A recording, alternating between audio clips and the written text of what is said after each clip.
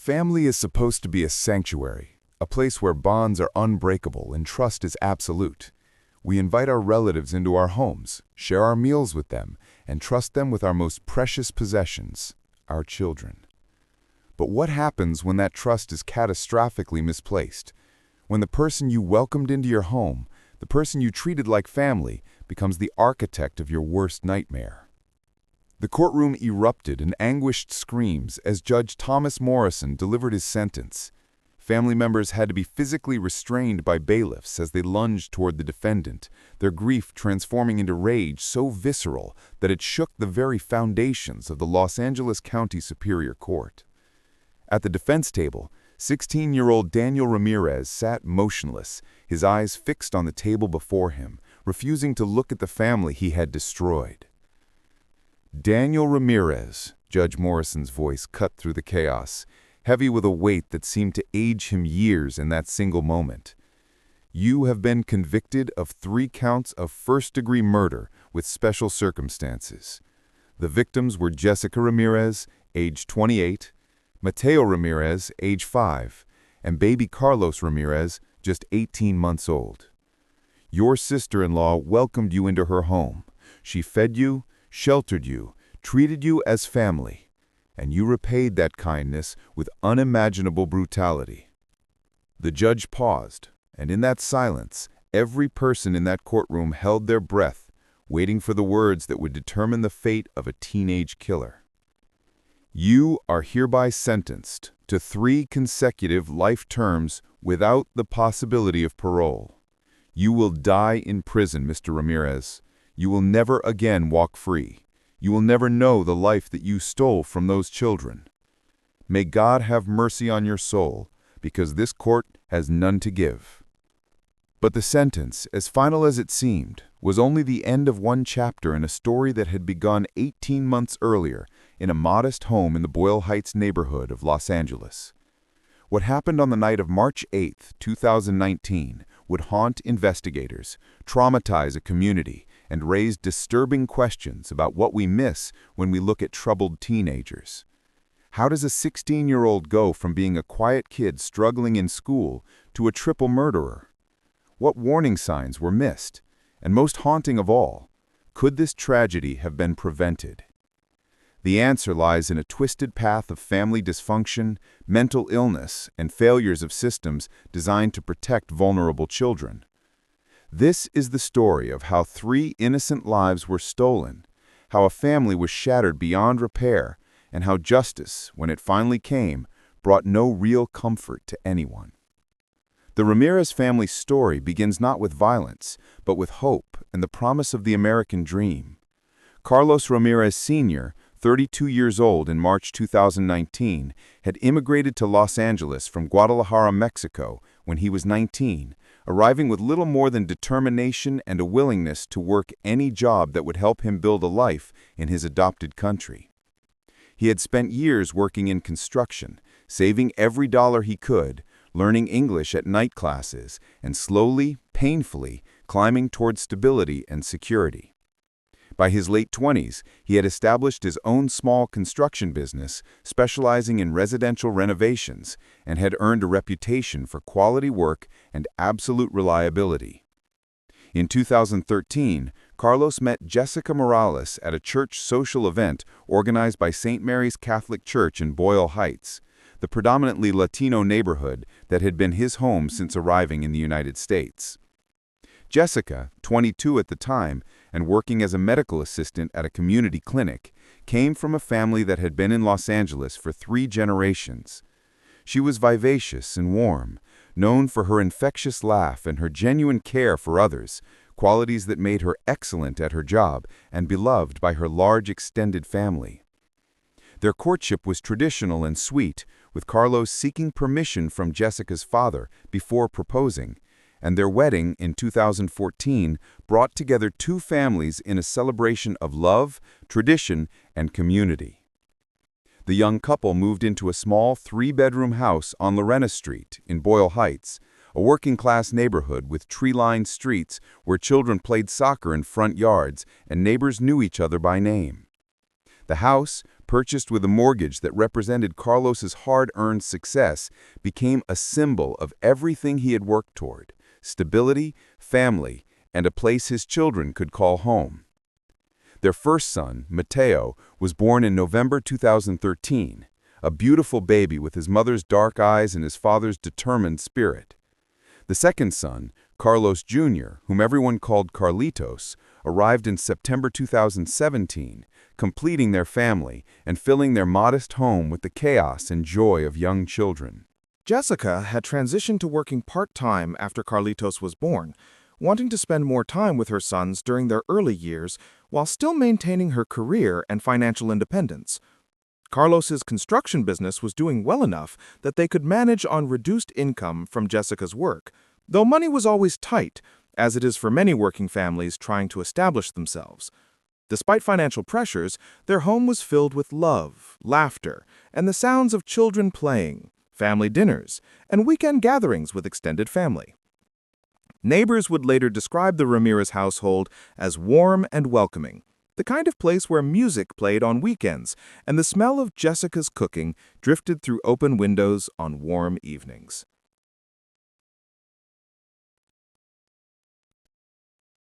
Into this carefully built life came Daniel Ramirez, Carlos's younger brother, in the fall of 2018. Daniel, then 15 years old, had been living in Guadalajara with their mother, Rosa, and their stepfather, Miguel. The situation in Mexico had become increasingly difficult for the teenager, though the full extent of the dysfunction in that household would not become apparent until after the tragedy. What Carlos knew when he agreed to take Daniel in was relatively limited. His brother was struggling in school, had been getting into minor trouble with local authorities, and needed a fresh start, away from what Rosa described vaguely as bad influences in their neighborhood. Carlos, who had always felt guilty about leaving his younger brother behind when he immigrated to the United States 16 years earlier, saw taking in Daniel as both an obligation and an opportunity. He could provide his brother with the same chances he had been given in America: good schools, a stable home, and the possibility of a better future.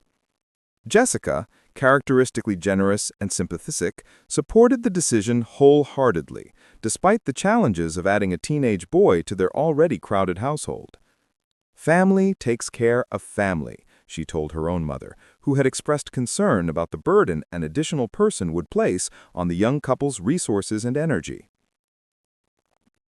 Daniel arrived in Los Angeles in October 2018, brought across the border legally, with paperwork Carlos had worked for months to arrange. The teenager who stepped off the bus at Union Station was thin and withdrawn, with long hair that fell over his eyes and a posture that suggested he was trying to make himself as small and invisible as possible. He spoke minimal English, having studied it in school but never really applying himself to learning the language. His belongings fit in a single worn duffel bag: some clothes, a few personal items, and a smartphone that would later prove crucial to the investigation into what happened on March 8, 2019. The initial weeks of Daniel's residence in the Ramirez home were characterized by what social workers would later identify as a typical adjustment period for a displaced teenager. He was quiet and kept mostly to himself, spending hours in the small bedroom that Carlos had converted from a home office specifically for Daniel's use. He enrolled at Roosevelt High School, a large public school just a few miles from the house, where he was placed in ESL classes to help him develop his English proficiency while also taking standard sophomore courses.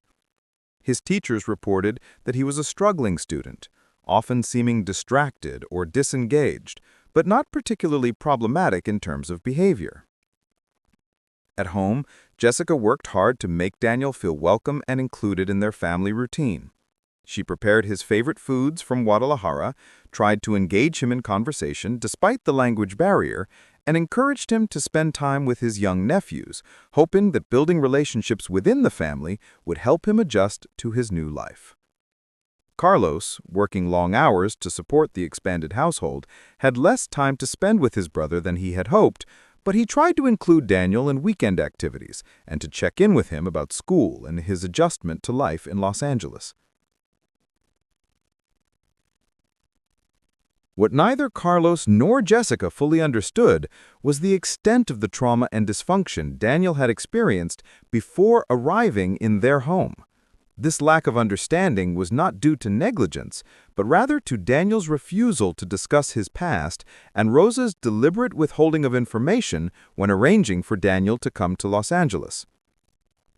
The full picture of Daniel's background would only emerge during the investigation following the murders, painting a disturbing portrait of a deeply troubled teenager whose problems went far beyond typical adolescent adjustment issues. Daniel's childhood in Guadalajara had been marked by instability, poverty, and violence. Rosa, struggling with untreated mental health issues and substance abuse problems, had been an inconsistent and often neglectful parent. Daniel's biological father had left when Daniel was 3 years old, and Rosa's subsequent relationship with Miguel had introduced domestic violence into the home. Neighbors in their Guadalajara apartment complex would later tell investigators that they had frequently heard screaming and the sounds of physical fights, and that they had seen Daniel with suspicious bruises on multiple occasions, though no one had ever reported their concerns to authorities.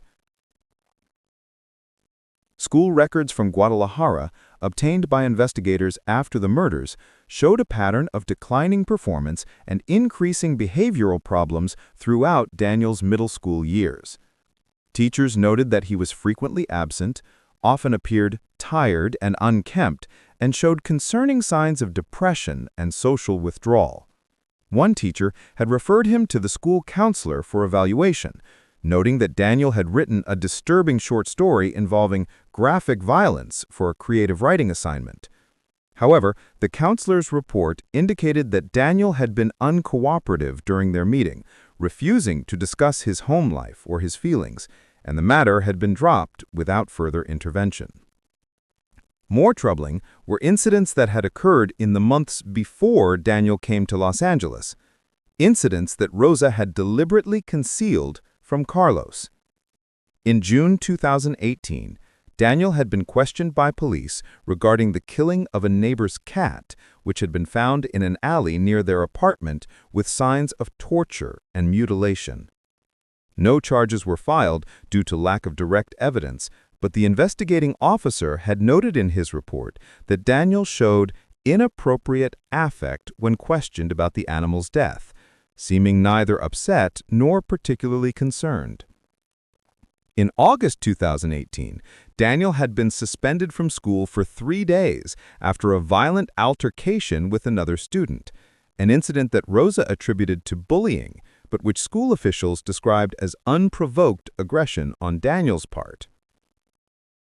These warning signs, which might have prompted more careful supervision and intervention had they been known to Carlos and Jessica, were completely hidden from them. Rosa, desperate to remove Daniel from her household, and perhaps recognizing on some level that she was not capable of managing his increasingly concerning behavior, had presented her son to Carlos as simply a troubled teen who needed structure and a fresh start. This deception, born from a mother's desperation and inability to cope, would have devastating consequences for everyone involved. By December 2018, 3 months after Daniel's arrival, the Ramirez household had settled into an uneasy routine. Daniel remained withdrawn and uncommunicative, but he was attending school regularly and staying out of obvious trouble. Jessica continued her efforts to integrate him into the family, including him in holiday celebrations and encouraging him to help with his young nephews. 5-year-old Mateo, friendly and curious by nature, had taken an interest in his uncle, often approaching Daniel to show him toys or ask him to play. Baby Carlitos, at 15 months, was at the stage of development where he was fascinated by everyone and everything, toddling around the house with unsteady steps and offering his gap-toothed smile to anyone who would pay attention to him. Daniel's interactions with his nephews during this period would later be scrutinized in detail during the investigation and trial. Several family members who visited the Ramirez home during the holidays recalled observing Daniel with the boys and noting that something about his demeanor seemed off, though they struggled to articulate exactly what concerned them. Jessica's mother, Elena, would later testify that she had noticed Daniel watching the children with an intensity that made her uncomfortable, and that when Mateo had accidentally knocked over Daniel's drink at a Christmas dinner, Daniel's reaction, a flash of rage quickly suppressed, had been disproportionate to the minor incident. "I told Jessica she should watch Daniel around the boys," Elena testified, through tears during the trial. "Not because I thought he would hurt them, I never imagined that, but because he seemed so angry all the time, just beneath the surface. Jessica told me I was being overprotective, that Daniel was adjusting, and we needed to give him time and space. I should have pushed harder. I should have trusted my instincts." In reality, no one could have predicted the specific tragedy that was coming, but the warning signs, in retrospect, formed a pattern that suggested a deeply disturbed teenager in need of intensive intervention. Daniel was not just a kid struggling with adjustment to a new country and culture. He was a severely traumatized individual with possible mental health disorders that had never been diagnosed or treated, now placed in a situation where he had unsupervised access to vulnerable children, and where the family's loving attempts to include him were interpreted through the distorted lens of his damaged psyche. The final weeks before March 8, 2019, saw a subtle but noticeable deterioration in Daniel's behavior and in his relationship with Carlos and Jessica. In late February, Carlos had confronted Daniel about his poor grades, which had been reported in a progress report sent home from Roosevelt High School.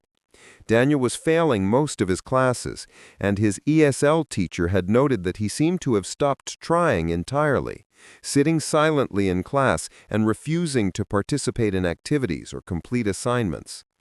Carlos, disappointed and concerned, had told Daniel that he needed to take his education seriously, that this opportunity in America was a gift that shouldn't be wasted, and that there would be consequences if his grades didn't improve.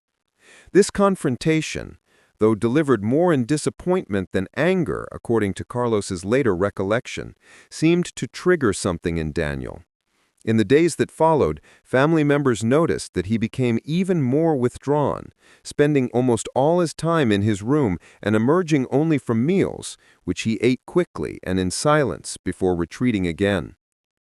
Jessica mentioned to her mother that Daniel had started looking at her strangely, with an expression she couldn't quite read, but that made her vaguely uncomfortable, though she dismissed her own concerns as uncharitable thoughts about a kid who was clearly struggling. The most chilling indicator of what was to come, though it would not be discovered until after the murders, was Daniel's internet search history during the first week of March 2019.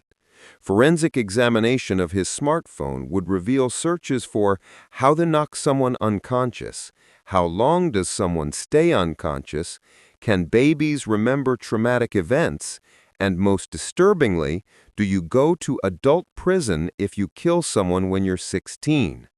These searches, conducted in Spanish on his phone late at night while the rest of the house slept, demonstrated that Daniel was not just having violent thoughts, but was actively researching and planning violence, specifically violence that might involve young children. On March 7, 2019, the day before the murders, Carlos and Jessica had what would be their final normal day as a family. Carlos worked a full day on a renovation project in Silver Lake, while Jessica took the boys to a play date with other mothers from their church community. Daniel attended school, where his teachers noted nothing unusual about his behavior or demeanor.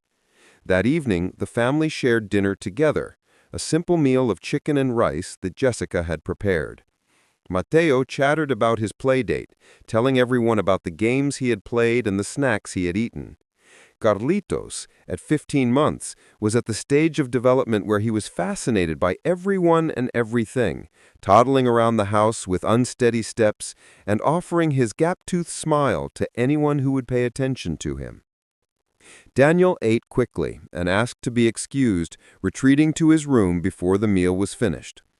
Jessica and Carlos exchanged a concerned glance, but said nothing, not wanting to push the teenager who seemed so fragile and distant. After dinner, Jessica bathed the boys and put them to bed, reading Mateo a story about a brave little dinosaur and singing a lullaby to Carlitos until he fell asleep in his crib.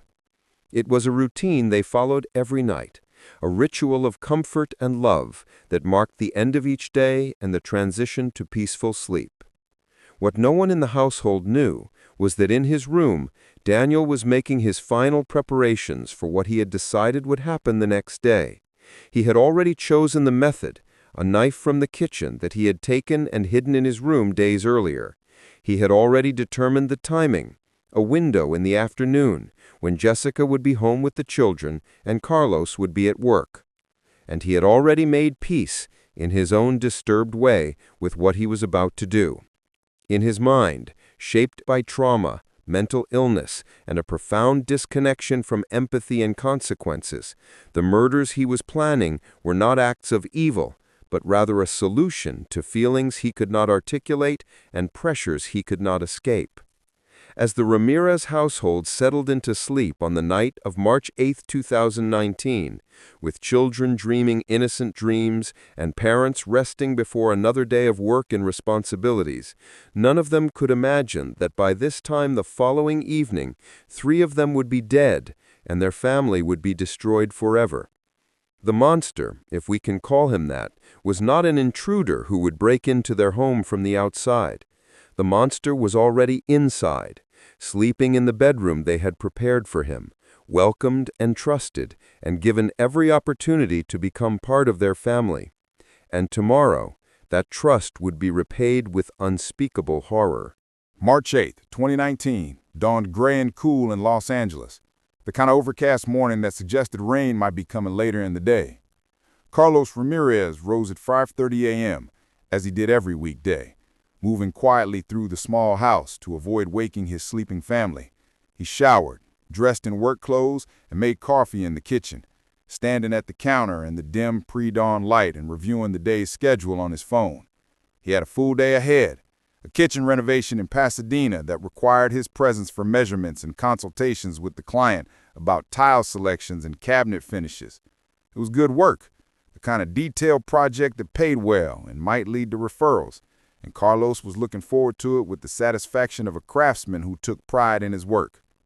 Before leaving the house at 6:15 a.m., Carlos looked in on his sleeping sons, a habit he had developed since they were born.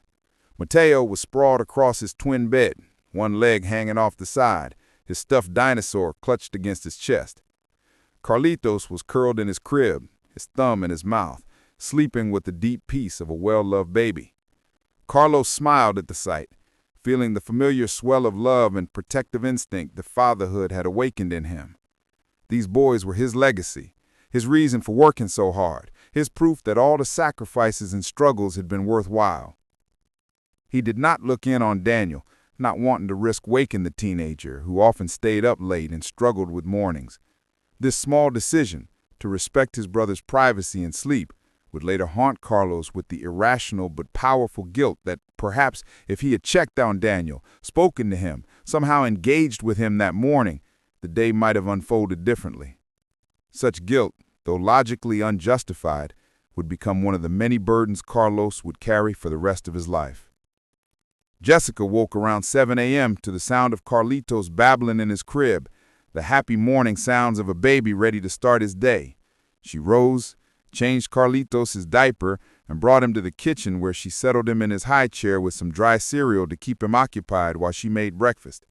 Mateo emerged from his room shortly after, still in his dinosaur pajamas, rubbing sleep from his eyes. Jessica kissed the top of his head, breathing in the little boy's scent of him, and asked what he wanted for breakfast. Pancakes, Mateo announced, because Friday morning pancakes had become a tradition in their household, a small ritual that marked the end of the school week. As Jessica mixed batter and heated the griddle, the kitchen filled with the warm domestic sounds of a family morning. Carlitos banging his cup on the high chair tray, Mateo talking about what he hoped to do at school that day, the sizzle of pancakes cooking. Jessica had the morning off from her part-time job at the clinic, and she was planning a relaxed day at home with the boys. She would drop Mateo at school at 8:30, return home to spend the morning playing with Carlitos, pick up Mateo at 3 o'clock, and then prepare dinner before Carlos returned from work. It was an ordinary day, filled with ordinary plans, the kind of day that makes up the comfortable fabric of family life. Daniel emerged from his room around 7:45 a.m., which was unusual, as he typically slept until the last possible moment before school. He appeared in the kitchen doorway, dressed in jeans and a dark hoodie, his hair unbrushed and hanging in his face. Jessica, friendly as always, despite the teenager's persistent distance, greeted him cheerfully and offered to make him pancakes. Daniel shook his head, muttered something about not being hungry, and grabbed an apple from the counter on the counter. Jessica, concerned, as she often was about his poor eating habits, tried to insist he have something more substantial, but Daniel was already moving toward the front door, his backpack slung over one shoulder. "Daniel, wait!" Jessica called after him. "Do you need a ride to school? I'm taking Mateo in a few minutes." Daniel turned back, and Jessica would later tell investigators that the look he gave her in that moment was strange, an intensity in his eyes that she had never seen before. It made her uncomfortable in a way she couldn't articulate, a primal instinct that something was wrong. But then Daniel shook his head, said, "I'll walk," and left through the front door, letting it close behind him with a soft click. What Jessica didn't know, what no one would know until investigators pieced together the timeline from school records and surveillance footage, was that Daniel had no intention of going to school that day. Security cameras at Roosevelt High School would later confirm that Daniel never arrived for his first period ESL class or any subsequent periods. Cell phone records would show that after leaving the house on Lorena Street, Daniel walked to a small park about 6 blocks away, where he spent most of the morning sitting on a bench, presumably working up the courage or resolve to return to the house and carry out what he had been planning. Jessica, unaware that her brother-in-law was not at school as she assumed, proceeded with her normal morning routine. She loaded Mateo and Carlitos into her aging Honda Civic and drove to Mateo's elementary school, waiting in the drop-off line with other parents before kissing her older son goodbye and reminding him to have a good day. Mateo, enthusiastic and affectionate as always, hugged her tightly and told her he loved her before running off to join his friends on the playground.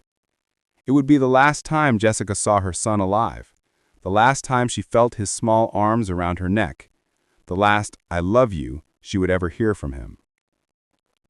After dropping off Mateo, Jessica returned home with Carlitos, who had fallen asleep in his car seat during the short drive. She carried the sleeping baby inside and laid him in his crib for his morning nap, covering him with his favorite blanket decorated with cartoon trucks. Then she settled at the kitchen table with her laptop to catch up on some administrative work for the clinic, taking advantage of the quiet moment before Carlitos woke and the day's activities with an energetic toddler resumed. At approximately 10:15 a.m., according to cell phone records and subsequent digital forensics, Daniel returned to the house on Lorena Street. He entered through the front door, which Jessica typically left unlocked during daytime hours, a common practice in their neighborhood where most families felt safe and where locked doors seemed unnecessarily paranoid. Jessica, working at her laptop in the kitchen, heard the door open and called out, "Daniel, why aren't you at school? Are you sick?" What happened next would be reconstructed through physical evidence, forensic analysis, and Daniel's own confession, which he would provide to police with disturbing calm and detail. Daniel did not answer Jessica's question. Instead, he moved through the house to his bedroom, retrieved the kitchen knife he had hidden there, and returned to the kitchen where Jessica sat, unsuspecting at the table, her back to the doorway.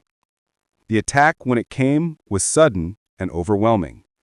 Daniel approached from behind and struck Jessica on the head with a heavy object, later determined to be a hammer he had also taken from Carlos's toolbox and concealed in his room days earlier. The blow stunned Jessica, but did not render her unconscious, a fact that forensic pathologists would later determine from the pattern of her injuries and the defensive wounds on her arms and hands. She tried to turn, to defend herself, to understand what was happening and why. Daniel struck her again and again, the hammer blows raining down with methodical, determined violence. Jessica tried to scream, but the injuries to her head were already affecting her ability to coordinate her movements and thoughts. She raised her hands to protect herself, resulting in broken bones in both hands and defensive wounds that testified to her desperate, doomed attempt to survive. When Jessica finally collapsed to the kitchen floor, bleeding heavily from multiple head injuries, Daniel stood over her body for a moment, breathing heavily, the hammer still in his hand. According to his later confession, he felt nothing as he looked at what he had done. No remorse, no horror, no panic. Just a strange sense of calm and purpose, as though he was following a script or completing a task that needed to be done. This absence of normal emotional response would later become a key factor in psychiatric evaluations that attempted to determine whether Daniel understood the wrongfulness of his actions and whether he was mentally competent to stand trial. But the attack on Jessica was only the beginning. Daniel, in his confession, stated that he knew he had to kill the children as well, because they might have heard something, because they might tell Carlos what happened, because leaving them alive would mean that his actions were discovered immediately rather than buying him time to flee, though he had no coherent plan for where he would go or what he would do. This reasoning, chillingly logical in its own twisted way, demonstrated that Daniel was capable of consequential thinking and planning, factors that would prove crucial in establishing his legal culpability despite his age. Carlitos, awakened by the sounds of the attack on his mother, had begun crying in his crib. The baby's wails carrying through the small house drew Daniel's attention. According to his confession, delivered in a flat, emotionless tone that disturbed even experienced homicide detectives, Daniel went to the baby's room, found Carlitos standing in his crib with tears streaming down his face, reaching his arms up in the universal gesture of a baby wanting to be picked up and comforted. Daniel lifted the 18-month-old out of the crib, carried him to the bathroom, and drowned him in the bathtub, holding the baby underwater until his struggles ceased and his small body went limp. The autopsy report for Carlitos Ramirez, which would later be read out loud in court and cause multiple family members to flee the courtroom in anguish, confirmed drowning as cause of death. The report also noted bruising consistent with forceful restraint, indicating that Carlitos had struggled against what was being done to him, that he had fought for his life with the limited strength available to an 18-month-old, and that these struggles had been overcome by the significantly greater strength of a 16-year-old teenager. The image of this tiny child's final moments, terrified and struggling to breathe, would haunt everyone involved in the case, a horror almost too profound to process. After killing Carlitos, Daniel returned to the kitchen where Jessica lay dying, if not already dead, on the floor. He retrieved the knife he had brought from his room, and in what appeared to be an attempt to make absolutely certain she was dead, or perhaps driven by some additional rage or compulsion that even he could not explain, he stabbed her multiple times in the torso. The medical examiner would later count 17 stab wounds on Jessica's body, injuries inflicted after the hammer attack had already proven fatal. This overkill, the excessive nature of the violence, would become another point of discussion during the trial, with prosecution arguing it demonstrated depravity and lack of humanity, while defense experts suggested it might indicate a dissociative state or psychotic break.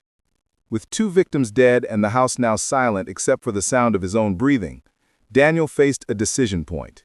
He could flee immediately, leaving the scene before Mateo returned from school, maximizing his head start before the bodies were discovered, or he could wait, ensuring that all potential witnesses were eliminated. In another demonstration of the calculated thinking that would prove legally damning, Daniel chose to wait.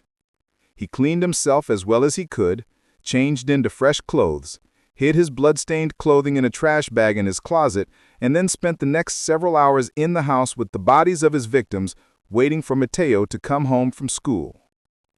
During these hours, roughly from 11 a.m. to 3 p.m., Daniel exhibited behavior that would fascinate and disturb forensic psychologists. According to his confession and evidence later recovered from his phone, he spent this time watching videos on YouTube, playing games on his phone, and eating food from the refrigerator.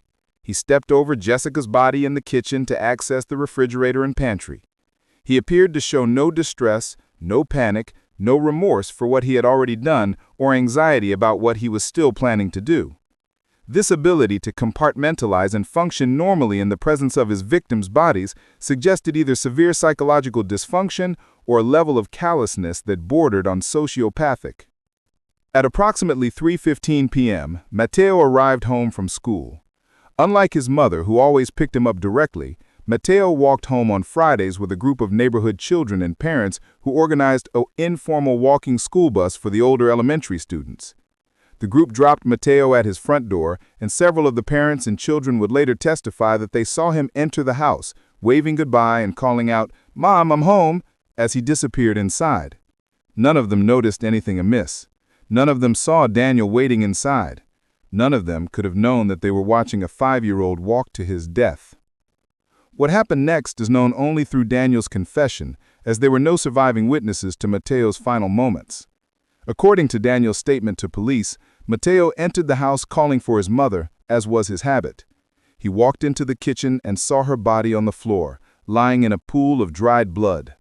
The 5-year-old's reaction, as described by Daniel, with the same unsettling flatness that characterized his entire confession, was to scream and run toward his mother, trying to wake her, shaking her shoulder and crying, "Mommy, Mommy, wake up!" Daniel, emerging from his bedroom where he had been waiting, approached his nephew from behind. Matteo, hearing footsteps, turned and saw his uncle. According to Daniel's account, the little boy looked relieved for a moment, perhaps thinking that Daniel would help, would call for assistance, would make things okay. Instead, Daniel grabbed Matteo, who immediately began to fight and scream, demonstrating considerably more ability to resist than his baby brother had possessed. The struggle, evidenced by overturned furniture and objects knocked from shelves, ranged through the living room and down the hallway toward the bedrooms. Matteo's autopsy would reveal that he died from strangulation combined with multiple stab wounds, suggesting a prolonged and terrifying death. The 5-year-old had defensive wounds on his hands, had tissue under his fingernails from attempting to fight back, had bruising consistent with being held down forcibly. He had, in other words, died knowing what was happening to him, died terrified and in pain, died calling for his mother who could not help him because she was already dead in the kitchen. The forensic evidence painted a picture of a child's murder that was almost unbearable in its cruelty, made even more horrifying by the fact that the killer was someone Matteo knew, someone who should have protected him. By 4 p.m., all 3 victims were dead, and Daniel once again faced a decision point. His later confession indicated that he had some vague plan to flee, perhaps to return to Mexico, though he neither had money for travel nor any coherent plan on how he would cross the border or what he would do once there. But before he could act on any plan, events overtook him. At 4:23 p.m., Carlos called the house phone from his job site, as he typically did in the late afternoon, to check on his family and let Jessica know approximately what time he would be home for dinner. The phone rang several times before Daniel, perhaps acting on instinct, or perhaps following through on some plan to maintain a facade of normalcy as long as possible, answered it. Carlos, expecting to hear his wife's voice, was surprised when Daniel answered. According to Carlos's later testimony, he asked Daniel why he was home from school and where Jessica was. Daniel's response, delivered in a voice Carlos described as strange, flat, like he was reading from a script, was that Jessica had gone to the store and had asked him to watch the boys. This answer immediately struck Carlos as wrong on multiple levels. Jessica would never have asked Daniel, who had shown no interest in caring for children and whom she did not particularly trust, to babysit. She would have called Carlos if she needed to go somewhere and would have taken at least Carlitos with her. Something in Daniel's tone, or perhaps Carlos's intuition as a brother who sensed that something was deeply wrong, prompted Carlos to say he was coming home immediately. Daniel did not protest or try to dissuade him, simply said, "Okay," and hung up the phone. Carlos, acting on an instinct he could not quite name but trusting completely, left his job site immediately and drove home. A journey that normally took about 30 minutes, but which Carlos completed in approximately 20 minutes, running red lights and driving with a recklessness born of panic. As he drove, he called Jessica's cell phone repeatedly, each unanswered ring increasing his terror. He called his mother-in-law, Elena, to see if she had heard from Jessica. He called Jessica's workplace, though he knew she wasn't working that day. Each dead end increased his certainty that something terrible had happened, though his mind refused to imagine the full scope of the horror waiting for him at home. Carlos arrived at his house on Lorena Street at approximately 4:50 p.m. to find the front door locked, which was unusual for that time of day. He unlocked the door with his key, calling out for Jessica and the boys as he entered. The house was quiet, eerily so, with none of the normal sounds of children playing or Jessica moving through her evening routine. Carlos moved through the house, his heart pounding, his breath coming in short gasps, and then he entered the kitchen and found his wife's body on the floor. The scream that tore from Carlos Ramirez's throat was primal and agonized, a sound that neighbors would later describe as the most horrible thing they had ever heard, the sound of a man's soul shattering. He fell to his knees beside Jessica's body, his hands hovering over her but not touching, some part of his mind understanding that she was beyond help, that the woman he loved was gone. Blood had pooled and dried around her body, and the violence evident in her injuries made it impossible to hope that this was anything but what it obviously was, murder. Through his shock and horror, Carlos's mind snapped to his children. If Jessica was dead, where were Mateo and Carlitos? Were they hurt? Were they hiding? He pulled himself away from his wife's body and ran through the house, calling their names, his voice breaking on each syllable. He found Carlitos first, in the bathroom, the baby's small body lying in the drained bathtub, his skin pale and his lips blue. Carlos lifted his youngest son from the tub, cradling the cold, limp body against his chest, rocking back and forth and sobbing, begging God to let this not be real, to let him wake up from this nightmare. Then he continued his desperate search for Mateo, finding his older son in the hallway, outside the bedrooms, crumpled against the wall in a position that suggested his final moments had been spent trying to crawl away from his attacker. The 5-year-old SpongeBob t-shirt was soaked with blood, his small face frozen in an expression of fear that would haunt his father for the rest of his life. Carlos collapsed beside Mateo's body, unable to process the totality of what he was seeing, unable to accept that his entire family had been destroyed, unable to comprehend who could have done this and why. It was in this state of absolute devastation that Daniel found him. The teenager had been in his bedroom when Carlos arrived, and he had listened to the sounds of his brother's discovery with that same eerie calm that had characterized his behavior all day. When he emerged from his room and walked down the hallway to where Carlos knelt beside Mateo's body, Carlos looked up at his brother, perhaps hoping for an explanation, perhaps seeking shared grief over this inexplicable tragedy. Instead, he saw something in Daniel's face that made the truth suddenly, horrifically clear. "You," Carlos whispered, the single word carrying the weight of absolute betrayal and incomprehensible loss. "You did this." Daniel, according to Carlos's later testimony, simply nodded. He made no attempt to deny it, offered no explanation or excuse, showed no remorse or horror at what he had done. He simply stood there, looking at his brother with flat, emotionless eyes, waiting to see what Carlos would do. What saved Daniel's life in that moment, preventing Carlos from killing him with his bare hands, was Carlos's realization that he needed to call 911, that even in his grief and rage, he needed to ensure that justice would be served, that his brother would be arrested and punished through the legal system, rather than killed in the heat of the moment. Carlos pulled his phone from his pocket with shaking hands and dialed 911. The call, lasting about 7 minutes and 43 seconds, would later be played in court, its raw anguish providing stark testimony to the moment when a man discovered his entire family had been murdered by someone he had trusted. "My wife and my children are dead," Carlos told the dispatcher, his voice breaking. "My brother killed them. He's here. He killed them all."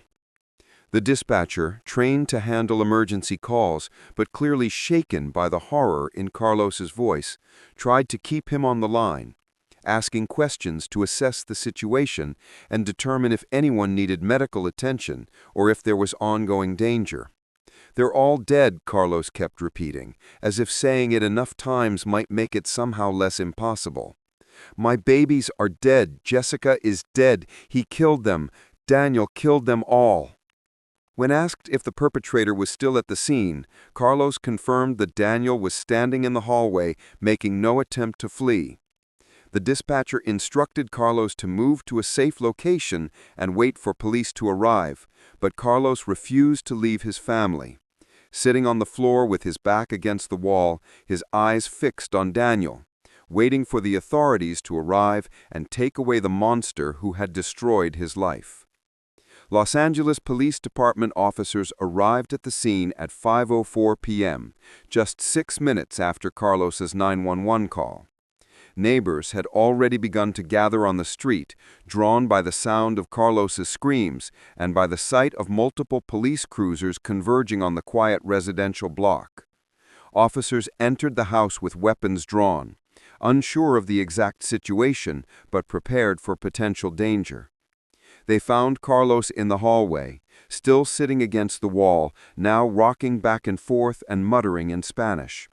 They found Daniel standing nearby, calm and compliant, making no attempt to resist when officers ordered him to the ground and placed him in handcuffs. A quick sweep of the small house revealed the bodies of all 3 victims: Jessica in the kitchen, Carlitos in the bathroom, and Mateo in the hallway. The responding officers, experienced in their work but clearly shaken by the scene they were processing, immediately called for additional units: homicide detectives, crime scene investigators, and supervisors. The house on Lorena Street was secured as a crime scene, with yellow tape stretched across the front yard and officers posted to maintain the perimeter and keep the growing crowd of neighbors and onlookers at a safe distance. Detective Sandra Martinez of the LAPD's Robbery Homicide Division arrived at the scene at 5:47 p.m., responding to what her dispatch had described as a triple homicide with a juvenile suspect in custody. A 15-year veteran with extensive experience in violent crimes, Martinez had worked countless murder scenes, but she would later describe the Ramirez house as one of the most disturbing she had encountered in her career. The victims were a young mother and her 2 small children, killed in their own home by a family member they had trusted. The violence was extreme and personal, and the perpetrator was a 16-year-old boy who showed no emotional response to what he had done. Martinez's first action was to ensure that Daniel was properly secured and transported to the station for booking and interrogation. Officers had already read him his Miranda rights at the scene, and Daniel had indicated he understood them, but had made no statements beyond acknowledging his name when asked. He was placed in the back of a patrol car and taken to the Olympic station, where he would be held pending formal charges and arraignment. Carlos, meanwhile, was being attended to by paramedics who had arrived with the police response, though there was little they could do beyond offering sedatives and support for a man in the throes of traumatic shock. As Carlos was led from his house, the place where he had built his life and raised his family, now transformed into a crime scene of unspeakable horror, neighbors who had gathered on the street called out to him with sympathy and shock. Several were crying openly, unable to process what had happened on their quiet street, in a home where children had played and laughter had been heard just yesterday. Elena Martinez, Jessica's mother, arrived just as Carlos was being helped into an ambulance, and her wails of grief joined her son-in-law's, creating a chorus of anguish that would stay with the responding officers long after they left the scene.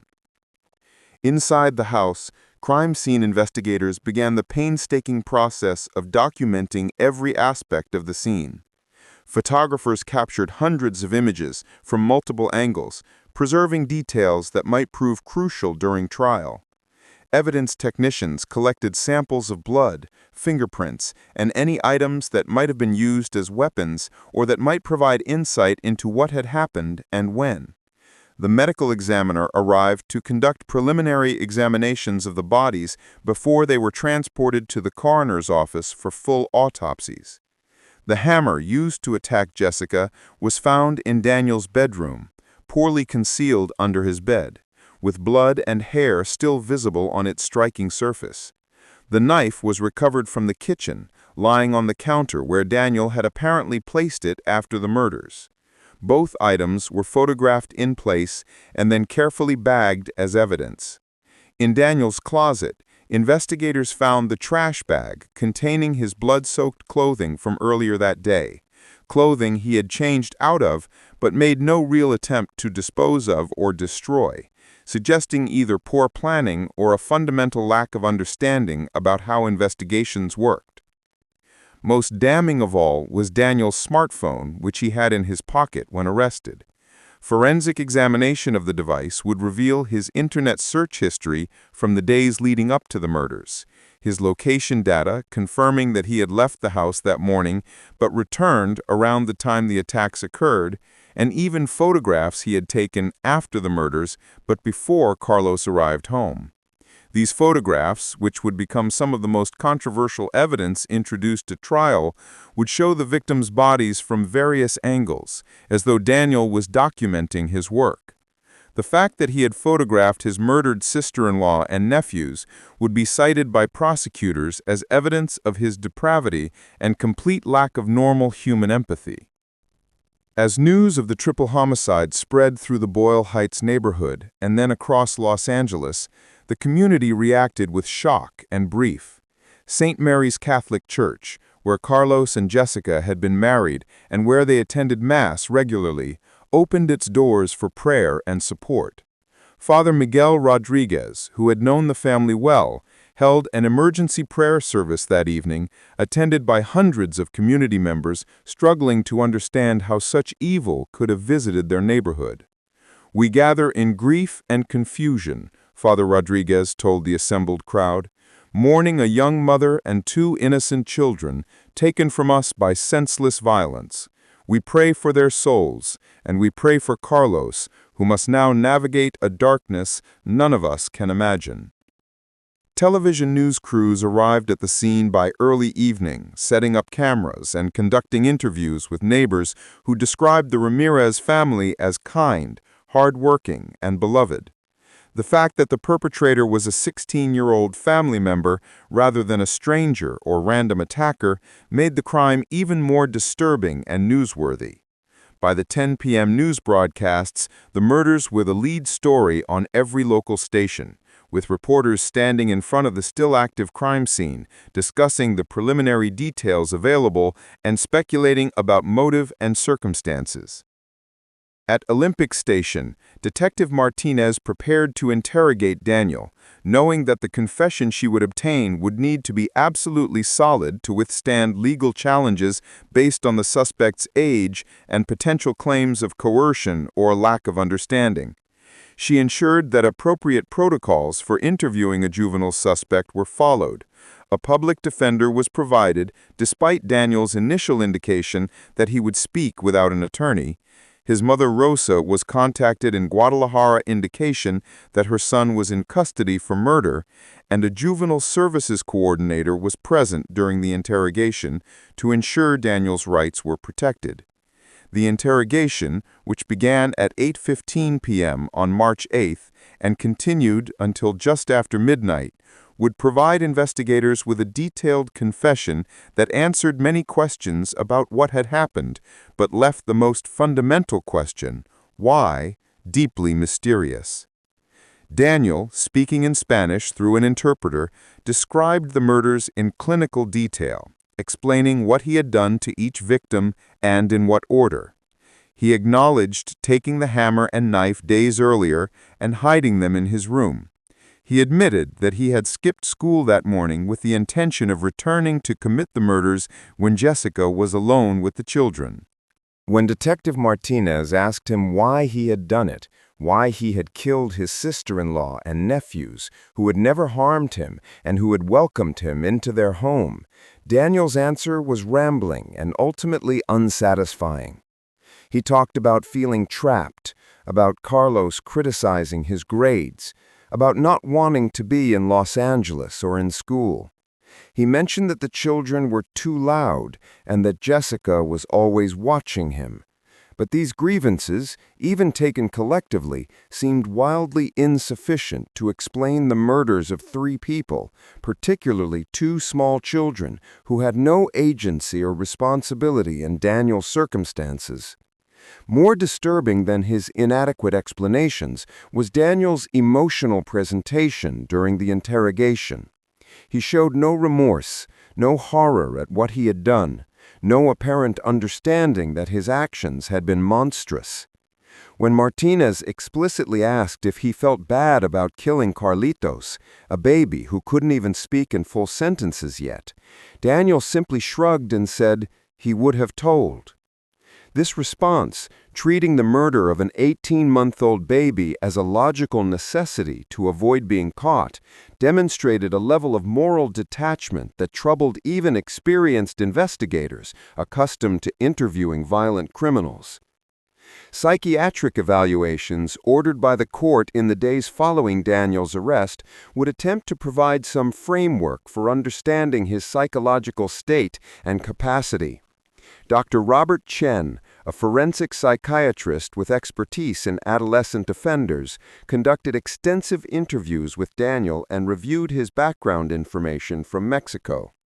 Dr. Chen's preliminary report, filed with the court 3 weeks after the murders, diagnosed Daniel with conduct disorder, possible emerging antisocial personality disorder, and indicated markers consistent with psychopathic traits, including lack of empathy, shallow affect, and absence of remorse.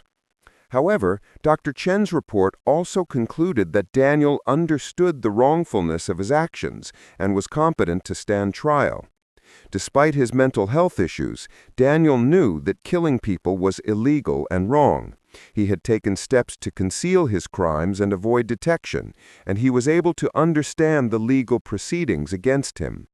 This finding meant that Daniel could not successfully claim insanity as a defense, though his mental health issues might be presented as mitigating factors during sentencing. The autopsies conducted on March 9th and 10th provided the official cause of death determinations that would form the foundation of the murder charges. Jessica Ramirez had died from blunt force trauma to the head, with 17 stab wounds inflicted post-mortem. Carlitos Ramirez had died from drowning, with bruising consistent with being forcibly held underwater. Mateo Ramirez had died from a combination of strangulation and stab wounds, with significant defensive injuries, indicating he had fought for his life. All 3 deaths were ruled homicides, and the forensic evidence supported Daniel's confession in every material detail. As the investigation continued through March and into April 2019, building a comprehensive case for trial, Carlos Ramirez struggled to simply survive each day. He had lost his wife, his children, his brother, his home, and his faith in humanity, all in one catastrophic afternoon. He moved in with Jessica's parents, unable to return to the house where his family had been murdered, and spent his days in a fog of grief, sedatives, and trauma counseling. Jessica's family rallied around him, but their own grief was so profound that they often found themselves sitting together in silence, unable to find words adequate to express their pain. The funerals for Jessica, Mateo, and Carlitos were held on March 16, 2019, at St. Mary's Catholic Church. The church was filled beyond capacity, with hundreds of mourners spilling out onto the front steps on the surrounding lawn. 3 coffins sat before the altar, a standard adult casket for Jessica and 2 smaller white caskets for the boys, each topped with flowers and photographs of smiling faces that would never smile again. Father Rodriguez struggled through the funeral mass, his voice breaking as he spoke of innocence stolen and lives cut short, of a community in mourning and a family destroyed. Carlos sat in the front pew, flanked by Jessica's parents and siblings, staring at the coffins with hollow eyes. He had been sedated to make it through the service, but no amount of medication could dull the agony of burying his entire family at once. When it came time for eulogies, Carlos had planned to speak, to tell everyone about Jessica's kindness and Mateo's curiosity and Carlitos's joy. But when he stood and approached the lectern, he found himself unable to form words, his grief too overwhelming to articulate. He simply stood there, tears streaming down his face, looking at the coffins that held everything he had loved, before his brother-in-law gently guided him back to his seat. As March turned to April, and spring arrived in Los Angeles, bringing warmth and new life to a city that seemed indifferent to the tragedy that had occurred on Lorena Street, preparations began for the legal proceedings that would determine Daniel Ramirez's fate. The district attorney's office had filed 3 counts of first-degree murder with special circumstances against Daniel, charges that carried the possibility of life without parole even for a juvenile offender. The special circumstances, which included multiple murders and murder of victims under the age of 14, elevated the severity of the charges and the potential penalties. Daniel remained in juvenile detention pending trial, his 16th birthday passing in April without acknowledgement or celebration. He was kept isolated from other juveniles, due both to the high-profile nature of his case and to concerns about his psychological state and potential danger to others. Guards reported that he was a model detainee, following rules, causing no problems, and spending most of his time reading or sleeping. His mother, Rosa, never visited him, though she did speak with his public defender by phone, providing limited information about his background and expressing shock at what he had done, though her shock rang hollow to those who knew she had concealed his history of disturbing behavior. The legal question that dominated pretrial proceedings was whether Daniel should be tried as an adult or remain in the juvenile system. California law allowed for juvenile offenders aged 14 or older to be tried as adults for serious crimes, and the circumstances of Daniel's case, particularly the multiple victims, including 2 young children, made adult prosecution almost certain. However, defense attorneys argued that Daniel's age, his background of trauma and neglect, and his mental health issues warranted keeping him in juvenile court, where rehabilitation rather than punishment would be the focus. Judge Thomas Morrison, assigned to hear the case, held extensive hearings on this question throughout the summer of 2019. He heard testimony from psychologists about adolescent brain development and Daniel's capacity for rehabilitation, from prosecutors about the severity of the crimes and the need for justice, and from victims' family members about the impact of the murders and their views on appropriate punishment. In the end, Judge Morrison ruled that Daniel would be tried as an adult, noting in his written decision that, quote, "the calculated nature of these crimes, the vulnerability of the victims, and the complete absence of remorse demonstrated by the defendant warrant treatment as an adult despite his chronological age," end quote. This decision meant that Daniel faced the possibility of life in prison without parole if convicted, though California law prohibited the death penalty for crimes committed by juveniles. It also meant that the trial would proceed with full adult criminal procedures and protections, with a jury selected from the general population rather than the special procedures that applied in juvenile court. The trial was scheduled to begin in September 2019, giving both sides time to prepare their cases and allowing the community some time to process the tragedy before reliving it through courtroom testimony. On September 23, 2019, 6.5 months after the murders that had shocked Los Angeles, the trial of Daniel Ramirez began in the Los Angeles County Superior Court. The courtroom was packed with media representatives, family members, and community members who had followed the case from its horrifying beginning. Security was heavy, with additional bailiffs present to manage the expected emotional responses and to protect Daniel from potential violence by family members who had expressed their desire to see him suffer as their loved ones had suffered. Daniel entered the courtroom wearing a suit that his public defender had obtained for him, an attempt to make him appear young and sympathetic rather than monstrous. At 16, he remained small and slight, his youthful appearance creating a jarring contrast with the horrific acts he was accused of committing. He kept his eyes downcast as he was led to the defense table, never looking toward the gallery where victims' family members sat, their eyes burning with hatred and grief. The prosecution team, led by Deputy District Attorney Catherine Walsh, a specialist in violent crimes with a reputation for aggressive but fair trial tactics, approached jury selection with clear objectives.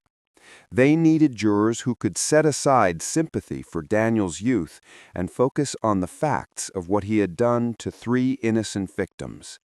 They needed people who could view graphic evidence without becoming too emotionally overwhelmed to deliberate rationally. And they needed jurors who believed that some crimes, regardless of the perpetrator's age, demanded the maximum possible punishment. The defense team, led by public defender Marcus Thompson, faced an equally challenging task. They needed jurors who could consider Daniel's background, his mental health issues, and his adolescent brain development as mitigating factors, despite the horror of his crimes. They needed people who believed in the possibility of rehabilitation, even for someone who had committed unimaginable violence. And they needed jurors who could separate their visceral emotional response to child murders from their rational assessment of appropriate punishment for a juvenile offender. Jury selection consumed 2 full weeks, with hundreds of potential jurors questioned individually and in groups about their views on juvenile justice, the death penalty. Though not applicable in this case, their general philosophy on punishment was relevant. Child abuse, mental illness, and their ability to view disturbing evidence. Many potential jurors were excused for cause, unable to be impartial given the nature of the crimes or their strong pre-existing views on how juveniles should be treated in the criminal justice system. Finally, 12 jurors and 4 alternates were seated, 7 women and 5 men, ranging in age from 24 to 67, representing diverse ethnic and socioeconomic backgrounds. Prosecutor Catherine Walsh's opening statement on October 7, 2019, was delivered with controlled passion. Her voice strong but not theatrical. Her presentation focused on facts rather than emotional manipulation. "Ladies and gentlemen of the jury," she began, "this case is about the murder of 3 innocent people. A young mother who showed kindness to a troubled teenager, and 2 little boys who never had the chance to grow up, to go to school, to fall in love, to become who they were meant to be. Those lives were stolen by Daniel Ramirez, who planned and executed these murders with calculation, and then showed no remorse, no horror, no recognition that he had done anything wrong."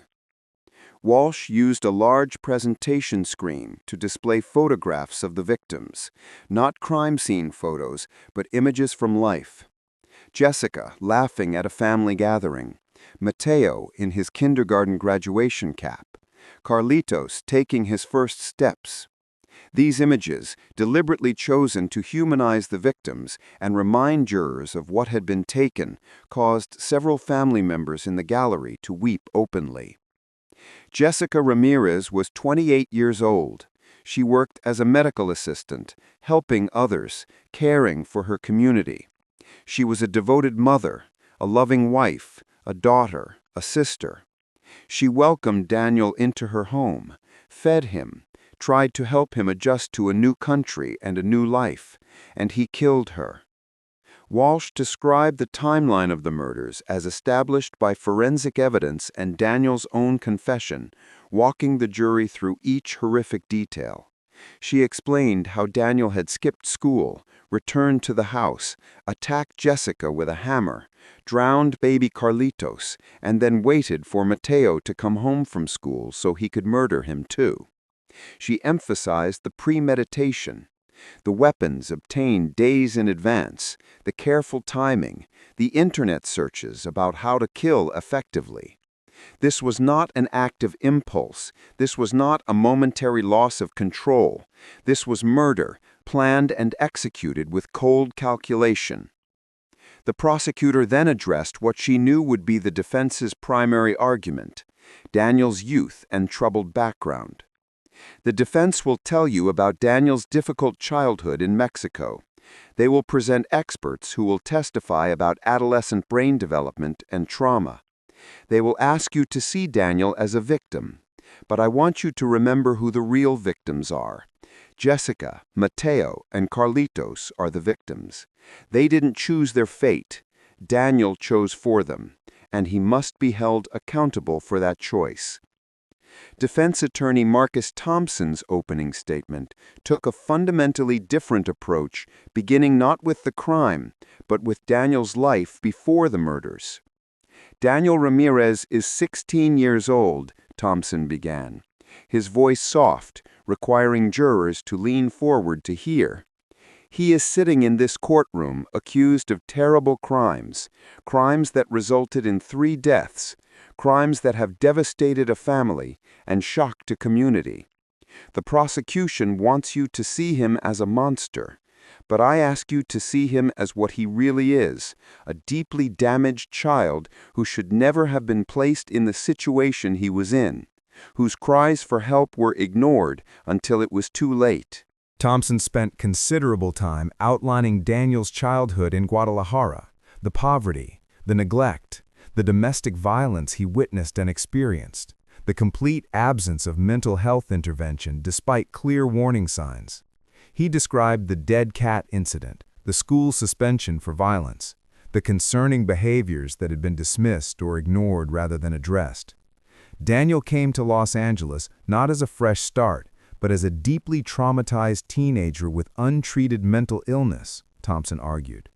Carlos and Jessica Ramirez, with the best of intentions, took him into their home. But they didn't know the extent of his problems because his mother had concealed them. They didn't know that Daniel needed intensive psychiatric intervention, not just a loving home. The defense strategy became clear as Thompson continued. They would not dispute the facts of what Daniel had done, which were undeniable given his confession and the overwhelming physical evidence. Instead, they would focus on why he had done it, arguing that his actions were the result of severe mental illness and trauma that had never been treated, combined with an adolescent brain incapable of fully understanding consequences or controlling impulses. At the end of this trial, Thompson told the jury, we will ask you to find Daniel guilty, but to recommend leniency in sentencing based on his age, his mental state, and his capacity for rehabilitation with proper treatment. This opening statement strategy, conceding guilt while fighting for mitigation, risked alienating jurors who might see it as an attempt to excuse the inexcusable. But Thompson knew that denying Daniel's responsibility was impossible given the evidence, and that his only hope was to generate enough sympathy for his client's background that jurors would recommend a sentence with some possibility of eventual parole rather than life without parole. The prosecution's case began with testimony from Carlos Ramirez, who took the stand on October 9th, visibly struggling to maintain composure as he described his family, the events of March 8th, and the moment he discovered their bodies. Carlos's testimony, delivered in halting English with occasional assistance from a Spanish interpreter, was devastating in its raw emotion. He described Jessica as the love of my life, my partner, my everything, and his sons as my reasons for living, my joy. When Prosecutor Walsh asked him to describe finding them dead, Carlos broke down completely, unable to continue for several minutes while the courtroom sat in respectful, anguished silence. Perhaps most damning for Daniel was Carlos's testimony about taking his brother in, about trying to give him opportunities and a better life. "I loved him," Carlos said, looking directly at Daniel for the first time since entering the courtroom. "He was my little brother. I wanted to help him. I wanted to give him the chances I had. And he killed my family. He killed my babies." The pain and betrayal in Carlos's voice needed no amplification or interpretation. It was visceral and absolute, and several jurors were observed wiping tears from their eyes. Detective Sandra Martinez testified next, walking the jury through the investigation, the crime scene evidence, and Daniel's confession. Her testimony was clinical and professional, but the facts she presented were horrific enough without embellishment. She described the condition of the house when police arrived, the positions of the bodies, the evidence of struggle in Mateo's case, and the absence of it in Carlitos's case. She explained how they had reconstructed the timeline and established premeditation through the recovered weapons and Daniel's own admissions. The most controversial moment of Martinez's testimony came when Prosecutor Walsh sought to introduce the photographs Daniel had taken of his victims after killing them. Defense attorney Thompson objected strenuously, arguing that the photographs were inflammatory and prejudicial, serving no purpose beyond horrifying the jury. Judge Morrison called both attorneys to sidebar for a lengthy discussion before ruling that the photographs could be admitted as evidence of Daniel's state of mind and lack of remorse, but that only redacted versions showing the bodies from a distance would be shown to the jury, not the close-up images that revealed the full extent of the violence. Even in redacted form, the photographs had a powerful impact. They showed Jessica's body on the kitchen floor, Carlitos in the bathtub, and Mateo in the hallway, all taken from Daniel's perspective as he documented what he had done. The fact that he had photographed his victims, creating a record of his crimes on his phone, suggested to jurors either a disturbing sense of pride in his actions or a complete disconnection from the reality of what he had done.